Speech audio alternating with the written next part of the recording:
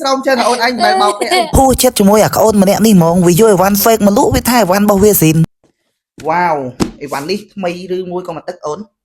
ថ្មី ថ្មីហ៎អញ្ចឹងប្រកាសអត់ថាអីវ៉ាន់ហ្នឹងស៊ីន សិនម៉េច ស៊ីនមែនណោះអញ្ចឹងបើសិនជាអត់ស៊ីនបងត្រូវបណ្ដៃលុយពីអូនណា បាទ អូខេឥឡូវបងពិនិត្យមើលសិនណា បាទ ហើយចាំបងឲ្យតម្លៃតាមក្រោយ បាទ wow បើជើងនេះពាក់បានប៉ុន្មានដងហី មួយថ្ងៃ ខ្ញុំពាក់បានមួយថ្ងៃហើយមិនបានចង់លក់វិញ អត់លុយទិញស្ករគ្រាប់ អត់លុយទីស្គាល់គ្រាប់ដល់បងបណ្ឌិតមើលសិនបងអត់ទាន់ដឹងថាស៊ីនមិនស៊ីនទេហើយបងឲ្យតម្លៃតាមក្រោយណាអូខេនៅមានស្រោមមានអីរបស់គេល្អរបស់គេនេះរបស់គេវើយចំ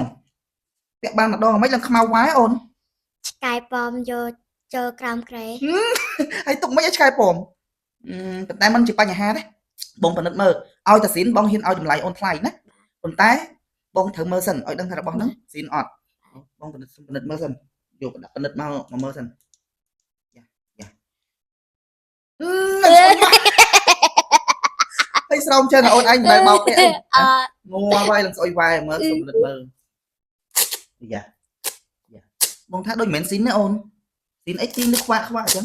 របស់គេស៊ីនទីនេះឈឺយល់ទេតែនេះលឺខ្វាក់ដូចជើងគេលក់នៅកន្លែងមុខផ្សាររោងចក្រហ្នឹងដូចកើតទេអានេះម៉ាកគេ Sport Fashion Kit ម៉ាកនេះបើសិនជា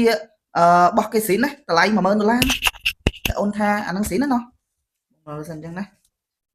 បងមើលអូនថាស៊ីនមែន បាទ អេបងថាដូចមិនស៊ីនទេអូនមើលនេះអសចិននេះអត់ស៊ីនទេបោកបងទេអី បើមិនមើលថាម៉េចមើល តែជើងនេះបងមិនហ៊ានទិញតម្លៃថ្លៃទេអូនអើយចុះឥឡូវអូនចង់លក់ប៉ុន្មាន ចង់លក់10000 អូយ10000អីគេ 10000ដុល្លារ $10000អូយ